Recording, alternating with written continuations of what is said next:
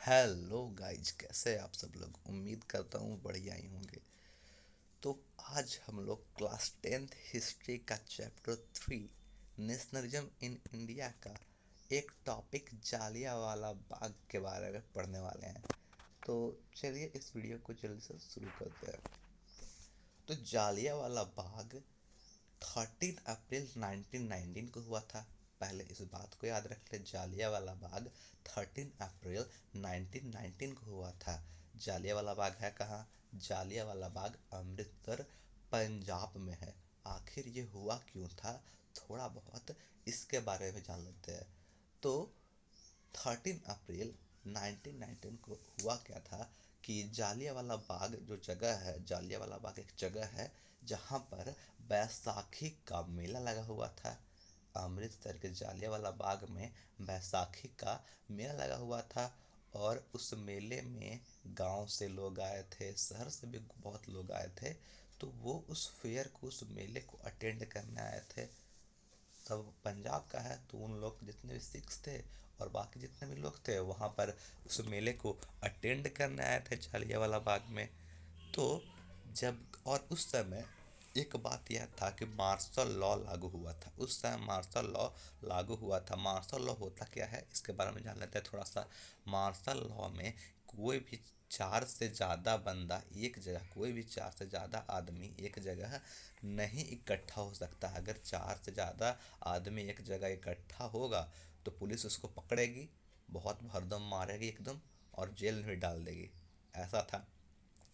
तो उस दिन तो मेला लगा हुआ था, बिल्कुल बहुत सारे लोग आए हुए थे, हजारों की संख्या में लोग आए हुए थे।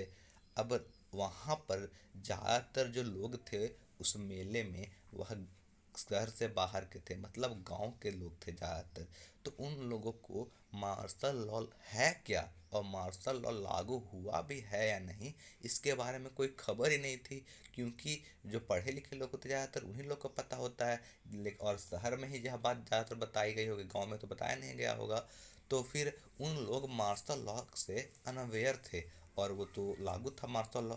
तो उस एरिए में, जालियांवाला बाग जो एरिया था, उसमें जनरल डायर इंटर किया। मार्शल लॉ लागू हुआ था, जनरल डायर कमांड लिया हुआ था, तो वो एंटर किया और जो एग्जिट पॉइंट थे उसको ब्लॉक कर दिया गया। और उस जगह पर ओपन फायर करवा दिया गया, उस भीड़ में ओपन फायर करवा दिया गया, जिसके कारण हजारों की संख्या में आदमी मरे, हजारों की संख्या में लोग मरे। जब यह कांड हुआ तो जनरल डायर ने कहा कि उसका मकसद सिर्फ एक मोरल इफेक्ट पैदा करना था। वह सिर्फ चाहता ये था कि लोगों के मन में एक आतंक फैल जाए, एक डर फैल जाए। जितने भी सत्याग्रही है उनके मन में यह डर फैल जाए और उन वह गलती से भी जो कानून लागू है उस पर, उसको तोड़े ना। ठीक है।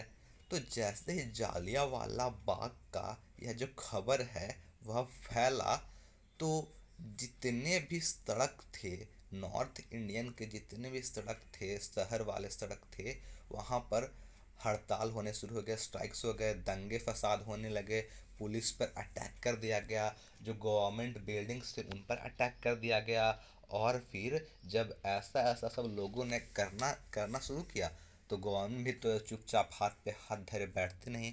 उन्होंने भी काफ़ी घिनौने तरीके से उसका जवाब दिया और लोगों को इतनी बुरी तरह से मारा पीटा कि वो लोग उसको भूल नहीं सकते। अब देखो किया क्या था उन लोगों को। Satyagrahi was force to rub their nose on the ground, मतलब जितने भी सत्याग्रही थे उनको जमीन पर उनका नाक रगड़वाया गया।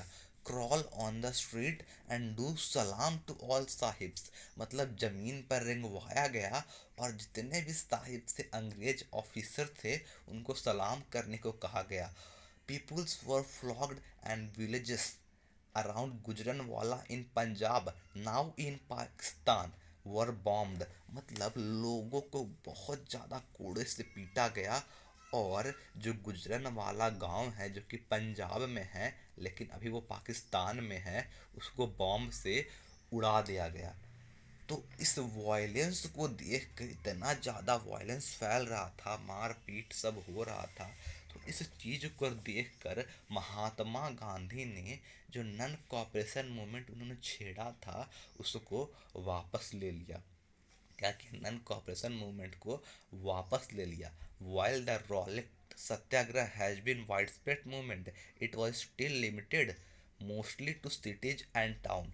मतलब कि जो रॉलेट सत्याग्रह था वह बहुत बड़ा मूवमेंट तो था, लेकिन यह ज़्यादातर सिटीज और टाउन तक ही लिमिटेड था।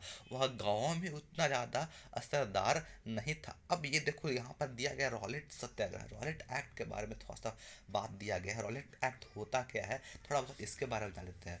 तो रॉलेट एक्ट था, उसमें किसी भी बंदे को, किसी भी आदमी को उठाकर जेल में डाल दिया जाता था और उस पर कोई भी कार्यवाही नहीं होगी। मतलब जेल में है तो है, अब उसका गलती क्या है गलती क्या नहीं है इस पर कोई ध्यान नहीं देने जाएगा। 2 साल की वो जेल में रहेगा, उस पर कोई कार्यवाही नहीं होगी। ये था रॉलेट एक्ट, जो कि इम्पेरियल लेजिस्लेटिव असेंबली के द्वारा पारित कर दिया गया था, पास कर दिया गया था। और जबकि जबकि जितने भी इंडियन मेंबर थे उसके इम्पेरियल लेजिस्लेटिव असेंबली के जितने भी मेंबर थे, सब के सब इसके खिलाफ थे, फिर भी इसको पास कर दिया गया था। और इसने जब पास हुआ तो उस इसने गवर्नमेंट को काफ़ी ज़्यादा पावर दे दिया कि जितने भी पॉलिटिकल एक्टिविटी है उसको सप्रेस कर दे। मतलब जो भी पॉलिटिकल एक्टिविटी है उसको दबा सकता है। कैसे? क्योंकि मान लो जहाँ पर भी कोई एक्टिविटी हो रहा है वहाँ जाएगा पुलिस, और जितने भी बंदे होंगे, जितने भी लोग होंगे उसको पकड़ेंगे, जाके जेल में डाल देगा। अब कोई कार्रवाई तो होनी नहीं है, तो छूटने का तो कोई सवाल ही नहीं है। तो फिर जब कोई बंदा छूटेगा नहीं तो दोबारा फिर से कैसे करेगा सत्याग्रह। तो इसने गवर्नमेंट को काफ़ी ज़्यादा पावर दे दिया था रॉलेट एक्ट को। इसको ब्लैक लॉ भी कहा जाता है, रॉलेट एक्ट को ब्लैक लॉ भी कहा जाता है। तो इसके खिलाफ सत्याग्रह किया गया था और इसी के कारण हुआ था यह जो जालियांवाला बाग हत्याकांड हुआ था। ये रॉलेट एक्ट के सत्याग्रह के कारण ही हुआ था, उसके दौरान ही हुआ था। ठीक है। अब इसके आगे लिखा गया है, Mahatma Gandhi now felt the need to launch a more broad based movement in India, but he was certain that no such movement could organize without bringing Hindus and Muslim closer together। मतलब महात्मा गांधी को लगा कि अब कुछ बड़ा करना चाहिए इतने छोटे में। जैसा कि पहले आपने देखा कि सब सत्याग्रह छोटे छोटे हुए, तो उतने छोटे छोटे सत्याग्रह में कुछ नहीं होगा, अब कुछ बड़ा करना चाहिए। तो उनको लगा कि कुछ बड़ा करने के लिए हिंदू और मुस्लिम जो दो बड़े कम्युनिटी हैं उन दोनों को एक साथ करना बहुत ज़रूरी है। One way of doing this he felt was to take up Khilafat issue.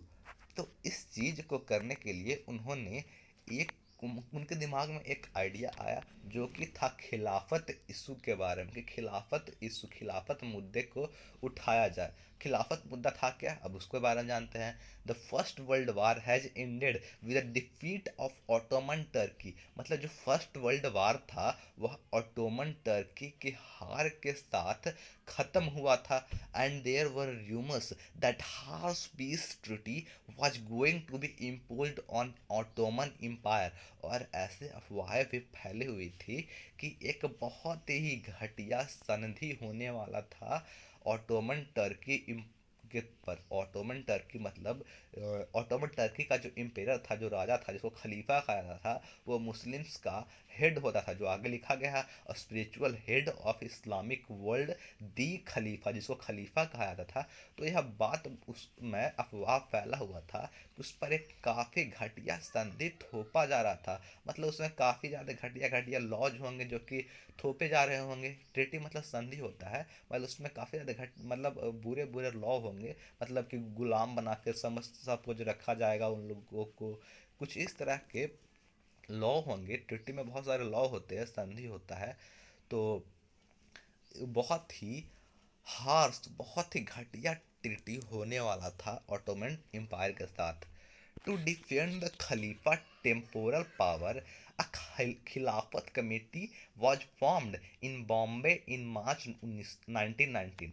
मतलब इस चीज़ को डिफेंड करने के लिए, इस चीज़ को बचाने के लिए खिलाफत कमेटी का गठन किया गया। खिलाफत कमेटी का फॉर्मेशन हुआ बॉम्बे में मार्च 1919 इसको खिलाफत कमेटी का फॉर्मेशन हुआ बॉम्बे में।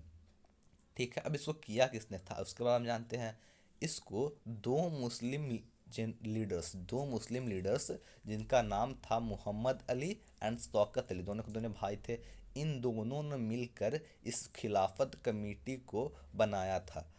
began discussing with Mahatma Gandhi about possibility of united mass action on the issue. Gandhi ji saw this an opportunity to bring Muslim